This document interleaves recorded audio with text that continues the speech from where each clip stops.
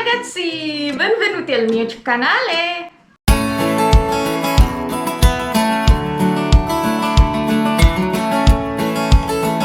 Nah, apa kabar semuanya? Aku harap semuanya pada sehat ya. Dan aku tahu banget ini sudah berapa bulan gak bikin video karena mohon maaf banget kemarin-kemarin ada beberapa hal yang harus aku selesaikan. Jadi ya nggak bisa upload video gitu. Tapi insya Allah mulai hari ini, mulai video kali ini aku akan usahakan untuk terus upload video biar kita semua bisa belajar bahasa Italia, oke? Nah, langsung aja tanpa basa-basi kita langsung belajar. Untuk pembelajaran hari ini kita akan belajar tentang kata kerja wajib yang ada di bahasa Italia, yaitu kata kerja essere dan juga avere, oke? Yang pertama, kita belajar essere. Nah, jadi di dalam bahasa Italia, semua kata kerja itu memiliki bentuk dasar. Namun, ketika diaplikasikan kepada kalimat, itu harus dikonjugasikan, harus dirubah sesuai dengan subjeknya masing-masing. Dan kata kerja essere ini bisa dibilang kata kerja di dalam bahasa Italia yang sering banget dipakai. Jadi, langsung aja lihat di daftarnya ya, dan tolong teman-teman dihafalkan, oke? Io sono, artinya saya. Tu sei, artinya kamu. Lui atau lei, artinya dia laki-laki atau dia perempuan. Noi siamo, artinya kami. Voi siete, artinya Anda sekalian. Loro sono, artinya mereka. Nah, teman-teman, itu tadi ketika kata essere dikonjugasikan sesuai subjek, jadi memang berubah.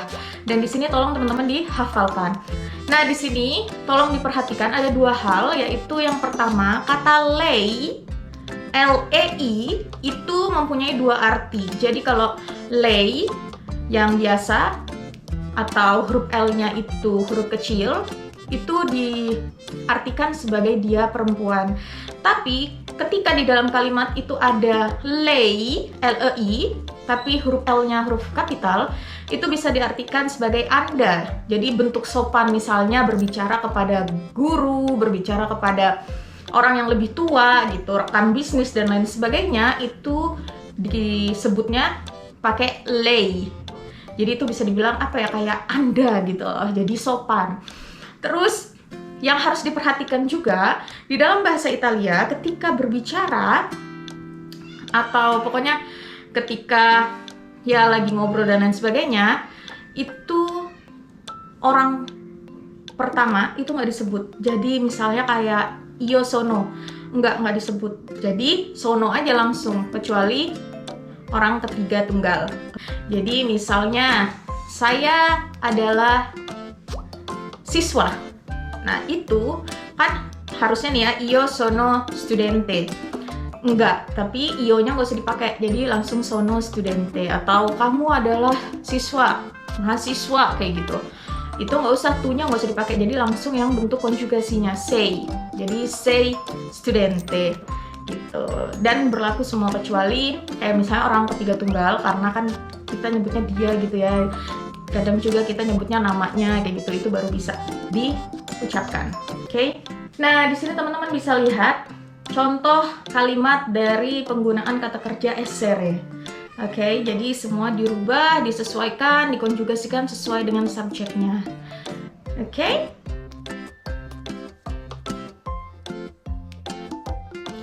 Baiklah, sekarang kita lanjut ke kata kerja kedua, yaitu avere. Ini juga bisa dibilang ya lumayan sering lah diucapkan ketika berbicara di dalam bahasa Italia. Oke, yaitu avere atau to have atau mempunyai bahasa Indonesianya.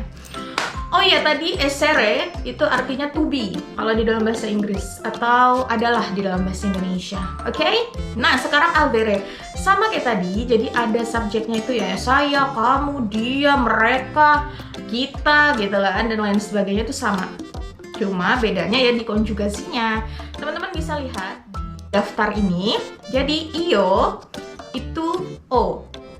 Oh ya, satu hal, di dalam bahasa Italia huruf H di depan itu nggak dibaca, oke? Jadi kayak gini kan, io, H-O kan? Kalau kita bahasa Indonesia, io ho gitu kan? Nah, tapi kalau di dalam bahasa Italia, H-nya nggak dibaca, oke? Jadi, io o, saya punya. Artinya, tu hai, kamu punya. Lui atau lei ha, dia punya. Noi abbiamo, artinya kita punya. Voi avete, artinya Anda sekalian punya. Loro hanno, artinya mereka punya. Oke? Jadi ini sama ya kayak yang SRE, konjugasinya dirubah. Dan ini tolong banget teman-teman dihafalkan karena nggak ada cara lain selain dihafalkan. Oke? Dan berikut adalah contoh-contoh kalimat ketika penggunaan kata kerja avere. Oke, teman-teman bisa lihat.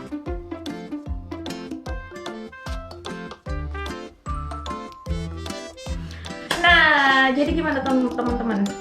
Belibet banget gue ngomongnya. Nah, jadi gimana teman-teman? Udah paham? Paham ya?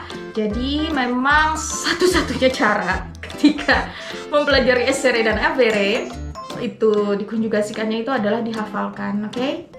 Nah, nanti ketika teman-teman sudah tahu basicnya nih, hafalin konjugasi essere avere ketika bikin kalimat itu gampang kayak gitu, oke? Nah, aku harap untuk video kali ini teman-teman bisa paham. Kalau memang masih belum paham, boleh teman-teman komen di bawah. Nanti akan insya Allah aku jawab.